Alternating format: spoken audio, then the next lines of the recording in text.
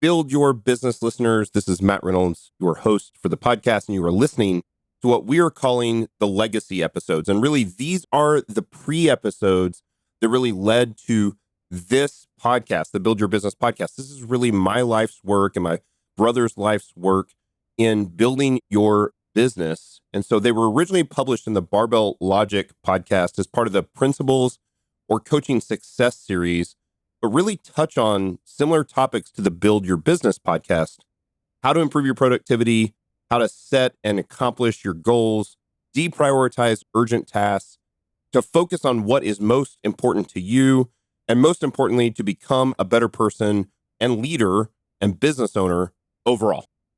I'm proud to bring you these podcasts. Again, many years of life's work, several years of podcasts, and several decades of business ownership. Hope you enjoy them and learn from them. You're listening to Barbell Logic, brought to you by Barbell Logic Online Coaching, where each week we take a systematic walk through strength training and the refining power of voluntary hardship.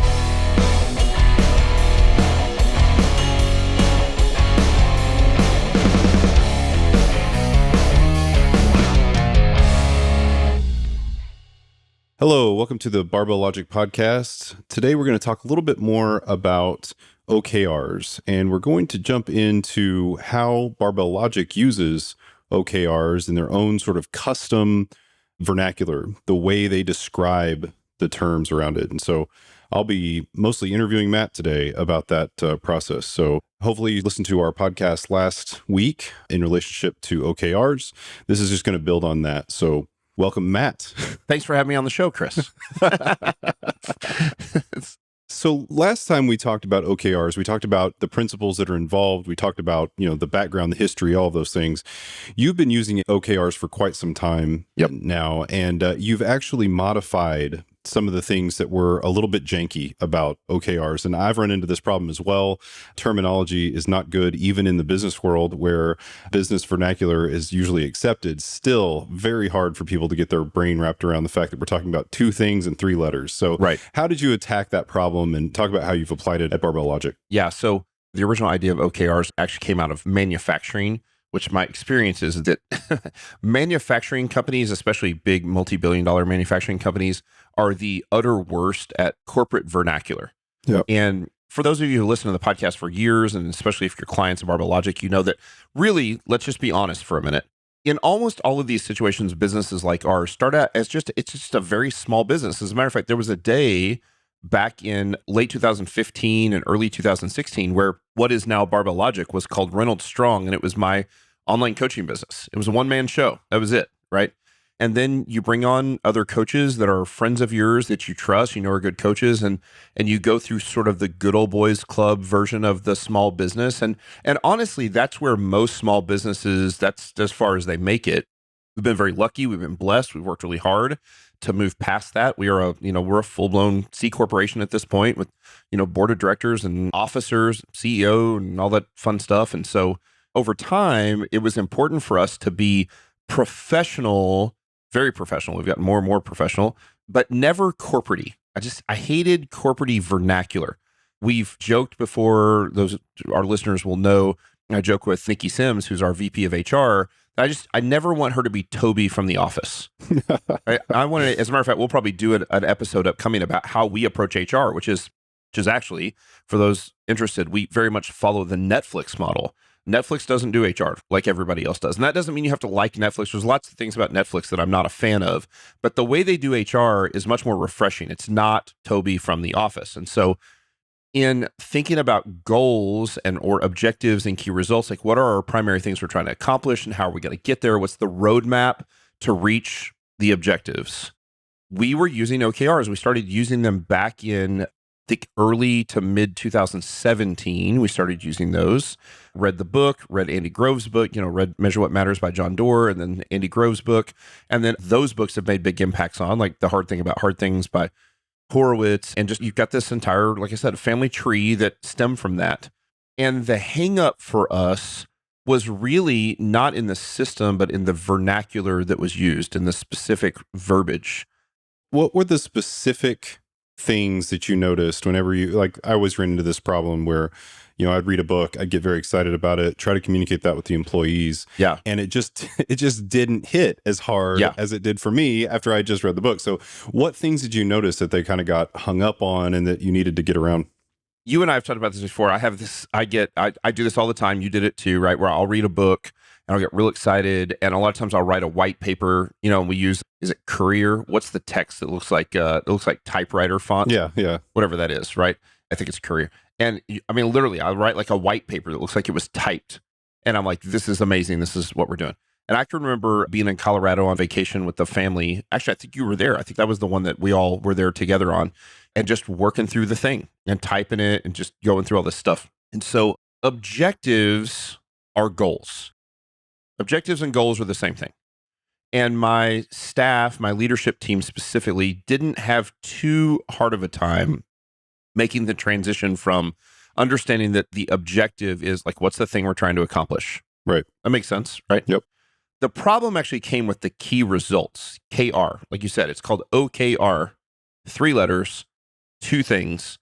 Plus, we're supposed to measure those things via KPIs, which are not included in OKRs, right? So there's actually 3 things we're measuring, but the 3 letters were only 2 words. It became just, it became very confusing. So I could explain and communicate well what the objective was, but the term key result is actually the output action item. It's not just action. It's not just work. It's not, I'm going to spend 30 hours of my 40 hours a week doing this. It's that I'm going to accomplish this. Yep. And so that makes key results make a little more sense. But for us, we just changed that term to actions. But we made sure that they understood that it meant actions that must be completed, actions that must, like, it has to lead to output. It's not about busyness. It's not about busy work. It wasn't that. So we changed the term objective to goals. We changed the term key results, 2 letters, to actions, 1 letter, A. And then we changed KPI, 3 letters, to metrics, M. So now I had GAM, goals, actions, and metrics. And I'm thinking to myself, how can I make that, game, gamify? How do I do? And I came up with game plan. And we actually, when we type it, we actually capitalize the letters GAM and then lowercase letters EPLAN, game plan, right? And this is our plan that we put in place yearly, quarterly, and monthly for us. Our company moves very fast, right? So it's a fast, quarterly is too long. We do too much stuff every month to just look at things quarterly. Now we do look at things quarterly and we look at things yearly, and we almost never look at things beyond 1 year. We certainly have some ethereal things past that, some things we're trying to do, but we create a system that we call the game plan. And so that starts with, I sit down with leadership, and then we've got a portion of leadership that we call mission control. People like Nikki Sims and Andrew Jackson. And, we've got people on that team that we sit down and we kind of talk through stuff, and I'm taking notes. And then I sit down and really kind of lock myself into a room somewhere and write a rough draft game plan for the year. So at the end of 2020, in the first week of 2021, I announced or launched the 2021 game plan. As a matter of fact, if you want to see the very early version of that, you can go on my Instagram, and I think our 2021 game plan for the company is on my Instagram. I actually took a picture of I've got a little digital notepad that I wrote and put it down. And so here's what we did. We have a company game plan. Here are the overarching things that we're doing in the company. Now, we do have a step above the specific goals that we call our tenets. So we have 5 major tenets really at this point.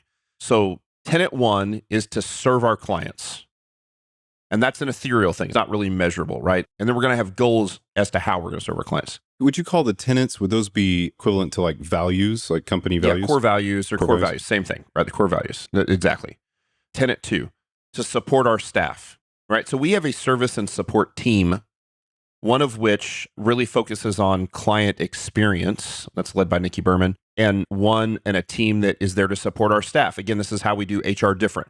It's not about Toby. It's not about pink slips. It's not about, we're not doing all the different I won't say trainings that are of the day that you do to make sure that you say all the right things and be PC. And by the way, I'm not necessarily even saying those things are bad. It's just that if you have a high density of professional people, in fact, we don't have to teach each other how to not sexually harass each other, because professional people, a very high density of professional people who are high performing and want what's best for the company, in fact, don't sexually harass each other. Right now, will we ever have? Yes, the company's giant at this point, right? That doesn't mean that we might not ever have to deal with that. We've got to keep those things in the back of our mind. But the goal is not, I don't want HR to be looked at as the group of people that I have to mind my P's and Q's around. I want our HR team, I don't even like the term HR, I want it to be a staff support team. So we have a client support team or a service team, a staff support team. That's number two. We have a growth team, which is marketing and sales, right? Which is that team. We have a teaching team or an education team, which is content and the academy, all the stuff that we put out, podcasts, the YouTube videos, the articles, the ebooks, the academy, principles, advanced, PBC, developing coaches, all that's part of that team.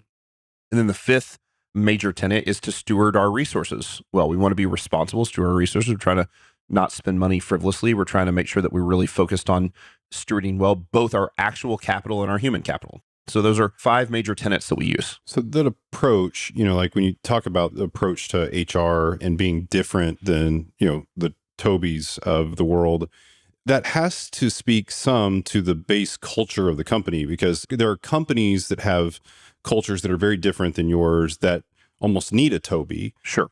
What makes Barbell Logic where you don't need a Toby?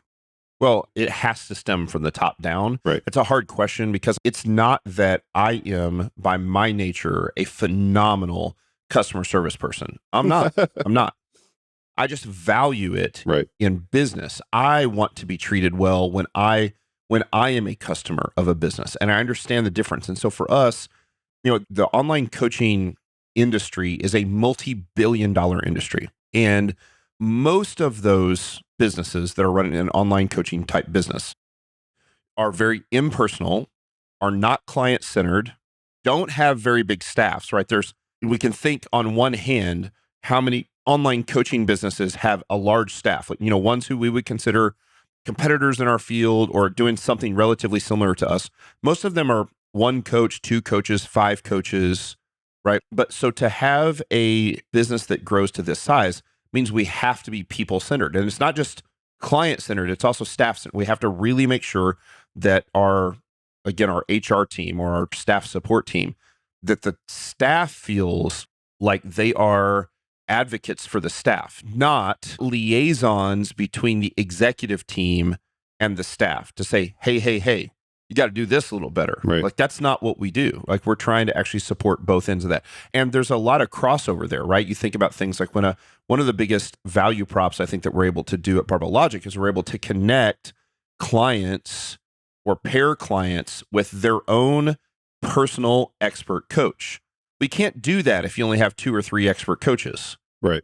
But when you have 70 expert coaches, we can find a coach that you'll pair well with, right? Which means that the pairing of a coach and a client is both a client experience issue and a staff support issue. Because if you're a coach and you get a client that doesn't pair well with you, it's not just bad for the client, it's bad for the coach. Right. So there's a lot of crossover there. You hire great people. That's right. And then you spend less cycles on the things that are not actually adding value to your customers. That's exactly right. And so it comes down from top that you start to set the culture that this is who we are. And you saw this, and people that have listened to the podcast know this.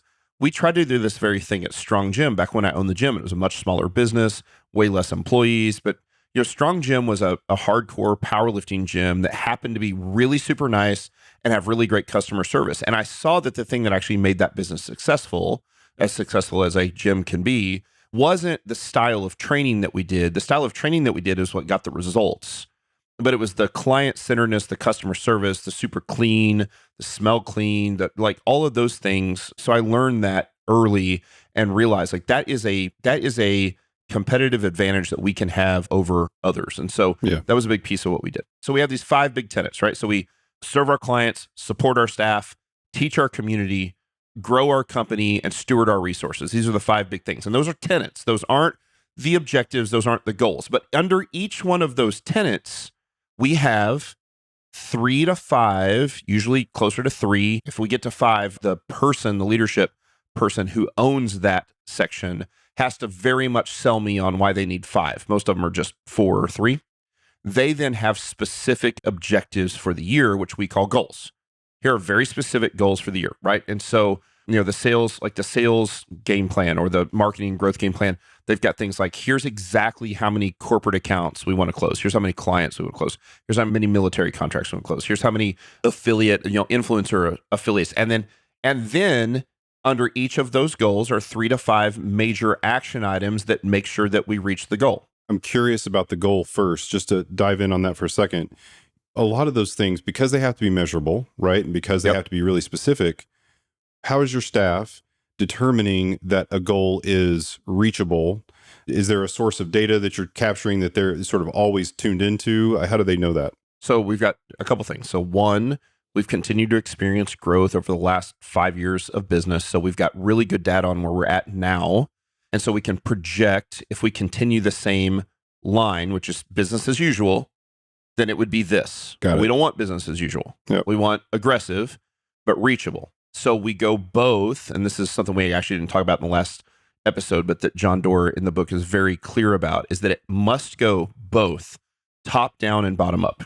Right. So you take your managers, your executives, and you talk through that's why this thing has to start with a draft. You say, here's the draft of where I think we can add 1,000 new clients to Barbell Logic in the year 2021, whatever that number is. Maybe it's 500, maybe it's 5,000. You start with a number, you kind of make an educated guess based on this. This is about how many we're adding right now. If we improve 15, 20% above that, like whatever that is, relatively audacious goal, what could it be that? And then we talk to our managers that own that section. If we stick with that growth section, so you're talking about your head of marketing and your head of sales, right? You talk to them and they go, I think that's in the wheelhouse, or I think that's a little aggressive here, or maybe a little conservative here. And then they go to their direct reports and their people who are going to direct report to them. And they say, can we do it here? Right. Right. Do we have the leverage to be able, can social media bring in this many? Can ebooks bring in this many? Can affiliate relationships bring in this many? Coach and client. It's a friendly negotiation basically throughout. And this is important because you want your employees, first off, I hate thinking about employees in a hierarchy there's no way to explain it other ways, but you want your employees who are younger, earlier, lower rung employees, but still have very important jobs, very important positions, to still have ownership in helping reach the goal. This is clear, right? So I'll use an example because I know he would care to be okay. So we have a guy, Dan Schell, who is my executive assistant, but he's so good at what he does that we ended up also making him the content administrator. So he's the guy that set up this call that we're doing right now. He set up the call. He sets up all the calls for the podcast. He schedules the podcast. He schedules the advertising on the podcast. He makes sure he schedules the YouTube videos. He deals with both the videographer who's videoing the videos and the post-production team that's doing the post-production. I mean, it's a lot of stuff, right? Yeah. But Dan needs to have ownership in the impact that the teaching tenet and the teaching goals are going to have ultimately for the company as a whole. Right. So Dan will have his own game plan for content administration. And he will get approval and talk through and brainstorm that game plan with our editor-in-chief, our head of content, which is Nick Solin. And Nick Solin, they'll talk about it, and they'll tweak, and they'll talk and they'll tweak. And then Nick will report the entire content game plan to me or to the executive team, to the leadership team. And we'll say yes, or we'll tweak a few more things. And it kind of goes back and forth, up and down. It happens pretty quick. We can do the entire thing in about a week-long process. We start with the yearly goals. So, okay, here's the yearly goal for 2021. And then what we did is we looked at what's the quarterly goal for Q1. And then we said, what's January? And we look at January, and we look at February, and we look at March. And we say, if we do all this, then we'll reach Q1. Yep. And we start, extrapolating out further down the line. Has to be one of the greatest values that you get out of this is that people that are doing the work on the ground that really, becomes the effort that the whole company is doing. They can tie in why they're doing what they're doing to the overall goal of the company. And they know that if they fail at the thing that they're working on, it's the foundation of a pillar. The company doesn't reach the goal. Right. That's exactly right. It's critical stuff, and it shows them why what they do is important. It's huge. It's huge. ultimately, like how many people are listening to this right now are working a job that they feel like it's a dead end job. Let's not even talk about specific listeners to Barbell Logic. It's the Office Space. It's the old movie Office Space, where you're like he's like, I'd say in any given day I do about 15 minutes of work. And ultimately you're like, I don't even have any idea how my work supports the business at all. And oh, by the way, 90% of the people out there don't care anyway. Right. They're there for the paycheck. And one of the things I think that this does when you take OKRs, and for us, we turn into the game plan, is we have a game plan for the company as a whole. We have game plans for all 5 of these major tenets, and all 5 of the major tenets or core values have 3 to 5 primary goals. Again, what you called objectives in the last episode. And in each one of those goals have 3 to 5 action items that must be completed by a specific date, a specific time, and attached to a specific number to make sure that the goal is complete. And so we have a game plan for January. We go through it. And so here's what we do. This works great. Oh, and then by the way, then we attach metrics to each one of those things. So we say like, okay, if we can stick with growth. We're going to put out a nutrition ebook, and the goal is to get 20 nutrition client signups. And here are the action items that we're going to do. We're going to capture an email address. We're going to send them, 4 drip nutrition email, drive them down the funnel, give them freemium products, call to action here, call to action. So you've got this entire process set up. And so you set up this entire system so that you can see if it actually works.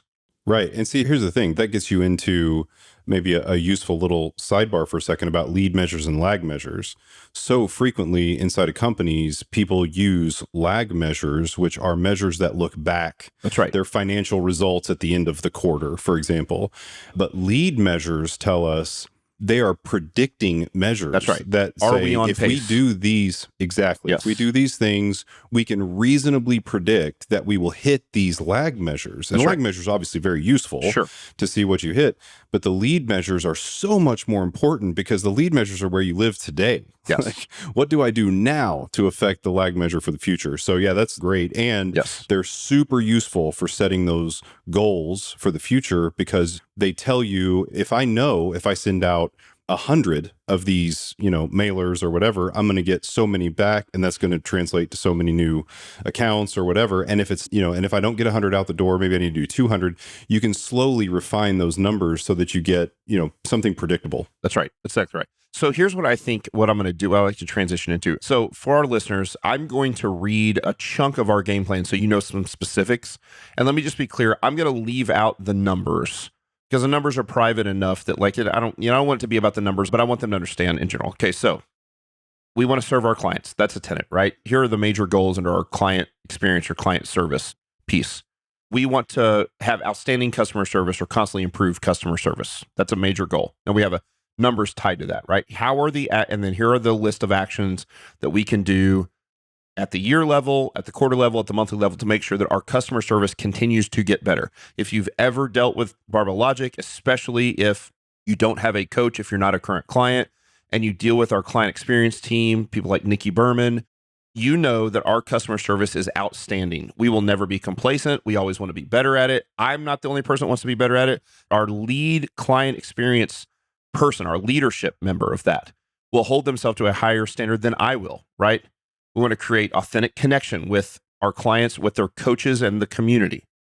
We want to build our clients' confidence and excitement by helping them accomplish their goals and improve their quality of life. These are the goals. Fourth goal, we want to develop a system for quality control, i.e., how do we know a client is getting excellent coaching? So those are 4 major goals, and there's some numbers attached to those. And then under each of those goals, there's a handful of action items that make sure we reach the goal.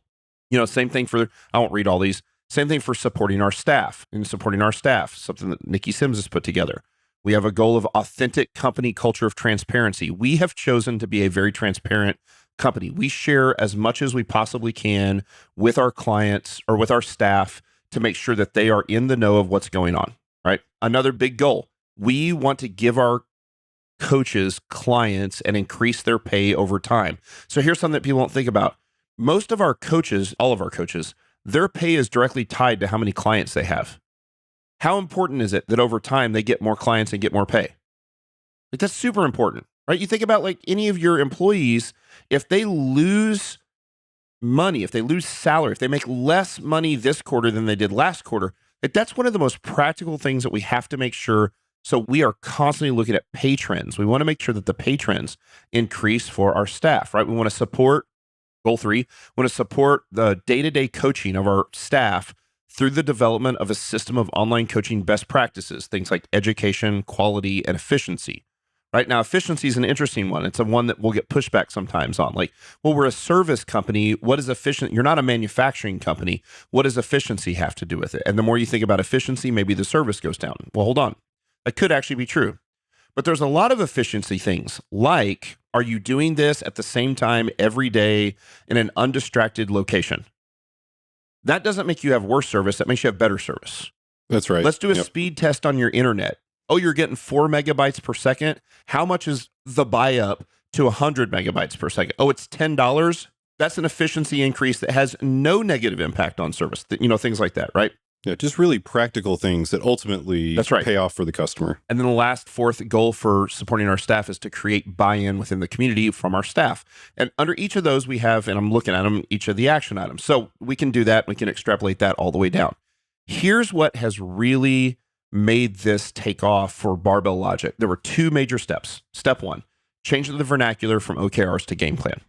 My staff now understands exactly goals, actions, output that is going to support the goals, and here are the metrics that measure whether it's actually working or not, right? Just like you said, lead and lag both.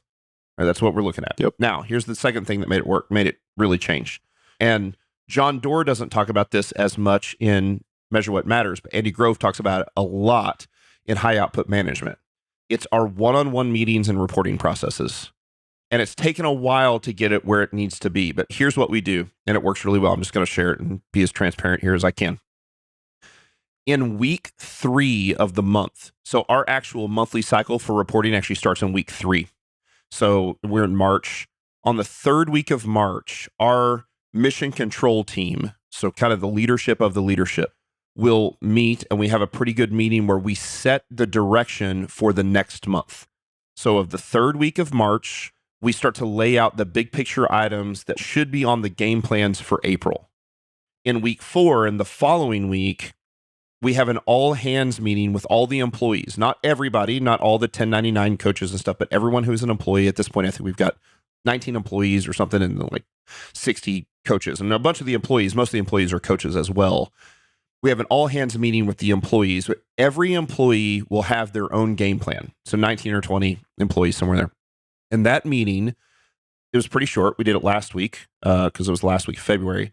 It was about 40 minutes. It was a 40-minute meeting where mostly I am communicating to all of the employees in an all hands meeting. Here are the most important things for April.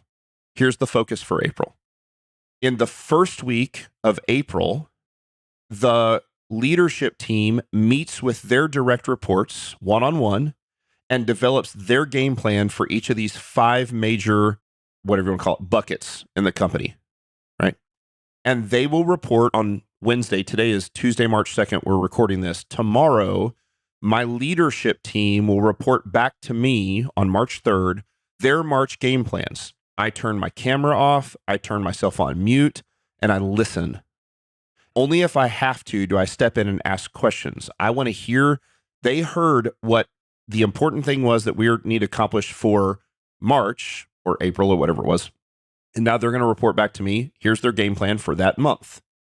The following week, we do one-on-ones with everyone who is your direct report to make sure that everyone's on the same page and to get a snapshot of how's it going.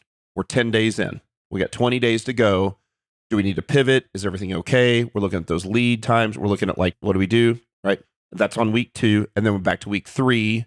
We're back to mission control talking about the next month. Yep. And it works right. It's just a rhythm. Just a rhythm. It's a rhythm and a cycle. And it's funny, every book you read about execution of a strategic plan, whatever it is that you're doing, about execution requires this rhythm. That's right. You have to get into a cadence that is regular. And the same is true, we talked a little bit in the last podcast about doing something like OKRs for your personal goals.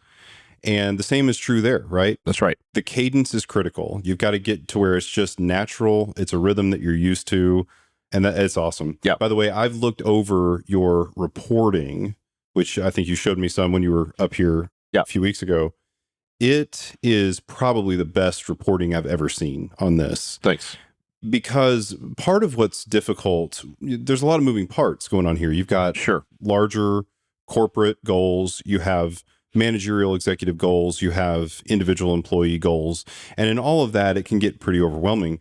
What you really want is to make sure that the employees are able to communicate and commit in a way that the rest of the staff can see what it is and hold them accountable, right? Yes. But also so that everybody can understand why what they're doing is important all the way up to the large How it corporate fits goal. in the big picture. And what you've done from a reporting standpoint makes it so clear, so easy to digest. You can sit down with a cup of coffee and be through that thing in 10 minutes, which I think is critical.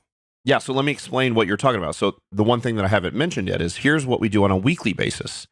My leadership team, everybody on leadership, by Friday, and they can do it anytime they want on Friday. I tell them I would prefer them to do it by like lunchtime or afternoon so they can take the weekend off and not have to work. But on Friday, all of my leadership gives me a weekly report, what we call a performance and execution, a P&E, right? It has to be one page. It cannot be longer than one page.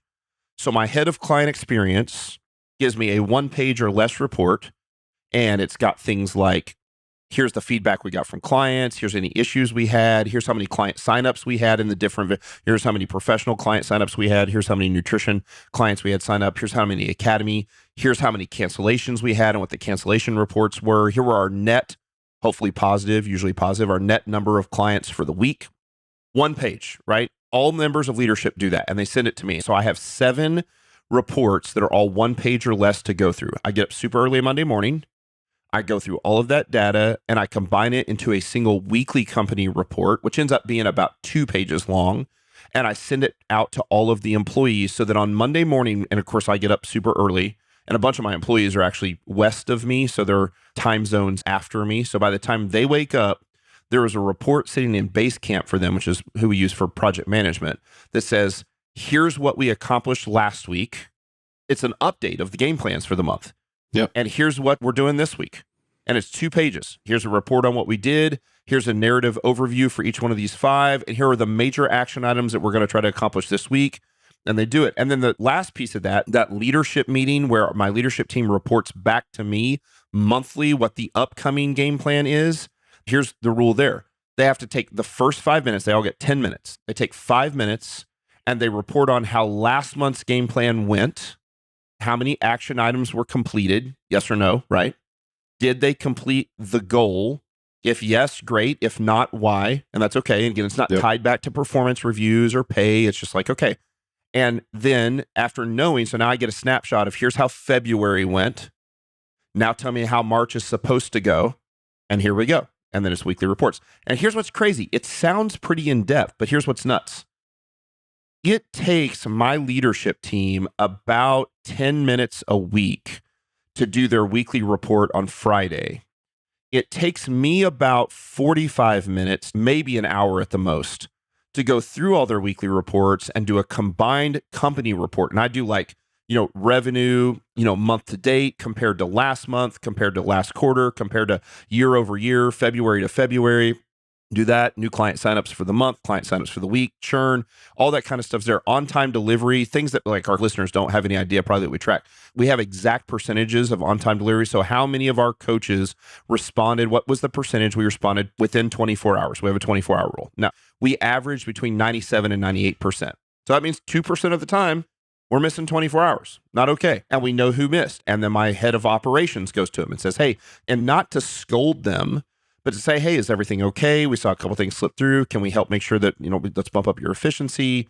Compliance ratings on all of our clients. What are our compliance ratings right now at the last 7 days for our clients, the last 30 days, the last 90 days, lifetime? What are those? We look at those sort of things. And all those things get put out. It takes them 10 minutes on a Friday. It takes me 45 minutes on a Monday. And then it probably takes them an hour once a month to write their game plan. It's really efficient.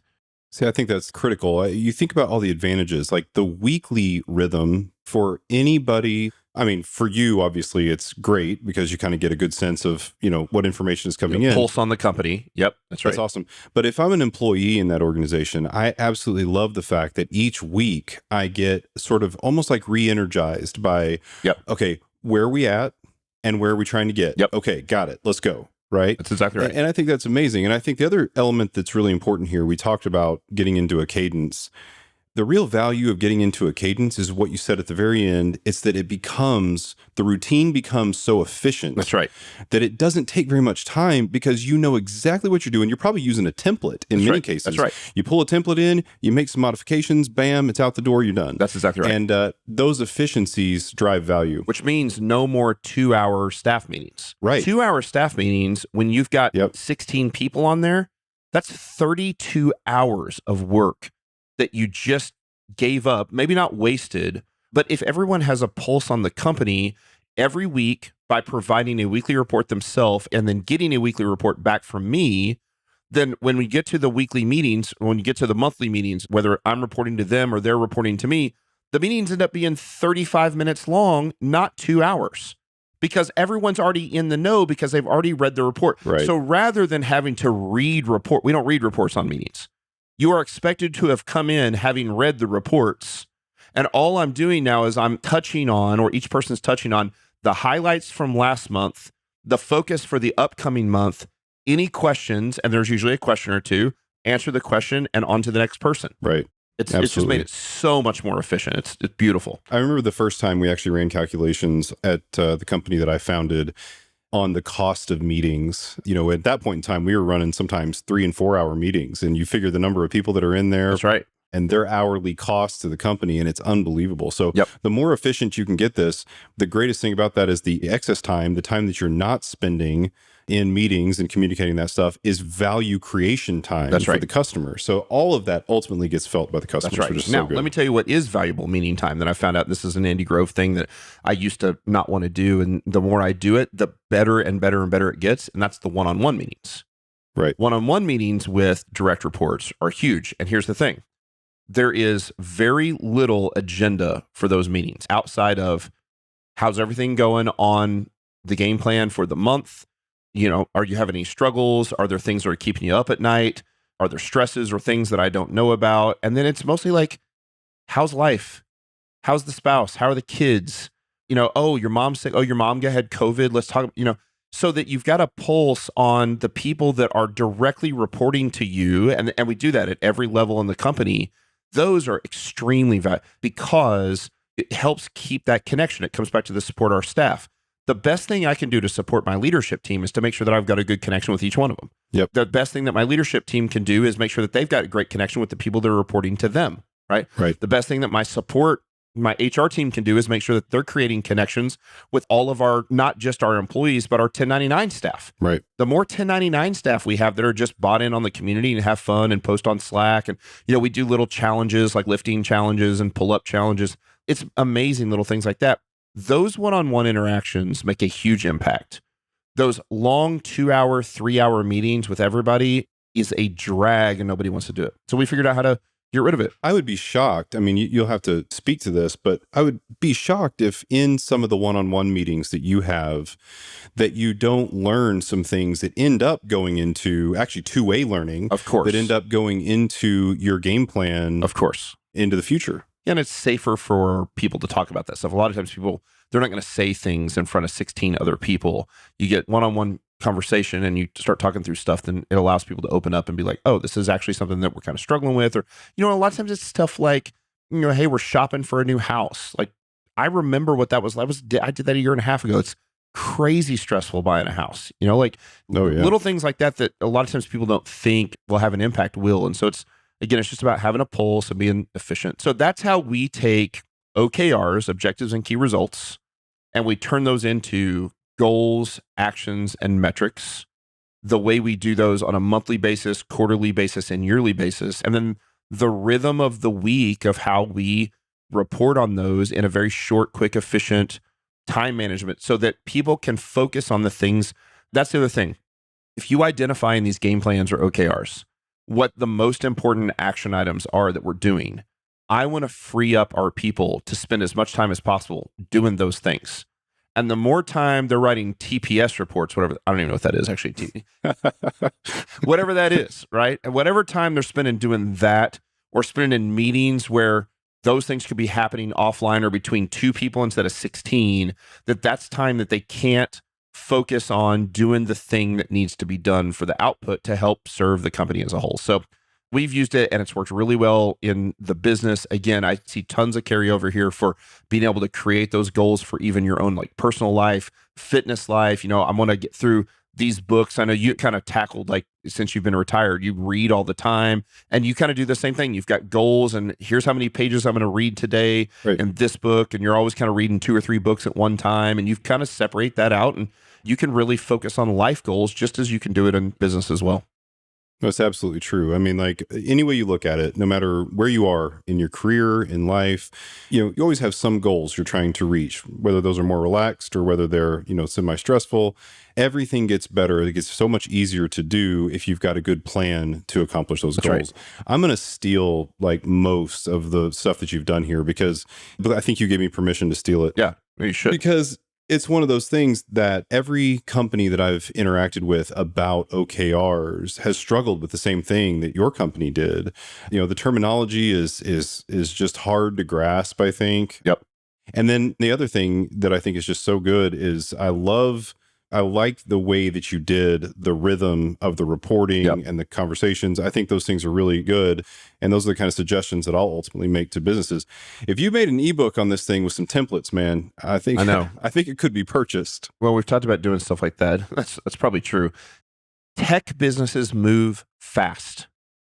They move fast. Yeah. And if you don't do this well, it will slow you down. There's other books that I've read about this. It's in a tech company where everybody works, and of course, in the world of COVID, no one's working in an office anymore. Right. Everybody's working from home.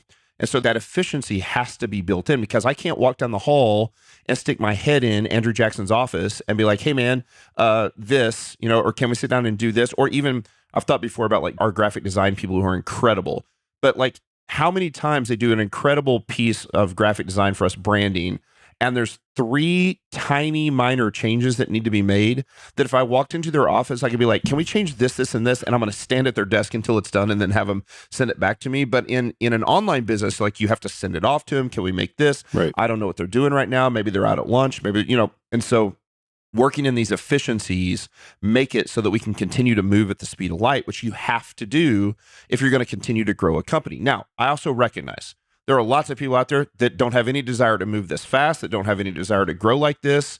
For us, it's about, and I want to be clear, I don't want to act like this is 100% altruism and it's all like altruistic. Like, we're trying to grow a business and we're trying to make money. It is important, right? But we change the lives of every client we have, and that is freaking amazing. But not only that, we strive incredibly hard to change the lives of every staff member we have. And so the more staff members we have and the more clients we have, the more lives we change. And oh, by the way, the icing on the cake is the business grows and we make more money and we get to do better things and reach more people. Right. And so there's this wonderful cycle to it. And so if that slows down, we reach less people, we change less lives. So ultimately for us, I just want to, we've talked about this in the past. I couldn't care less anymore about being an influencer, being famous on social media. Don't care. I have an opportunity at this point with the incredible team that we have at Block, in this high density of high performing people, to reach exponentially more people with that team than I could ever reach by myself, ever reach out of a cult of personality. This can't be about Matt Reynolds. That's why I'm not on every podcast.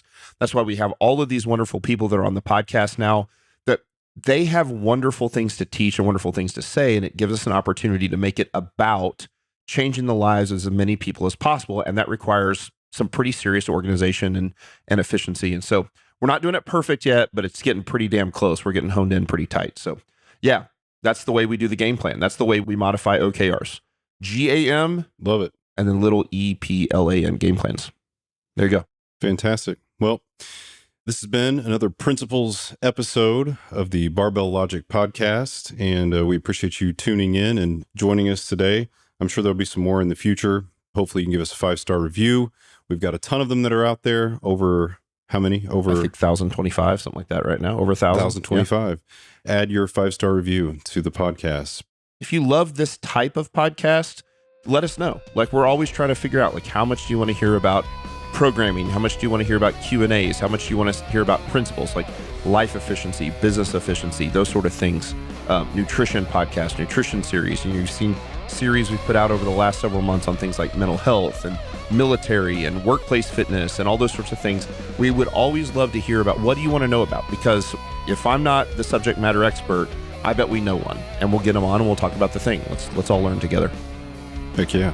Awesome. Thanks for listening. We will catch you next week.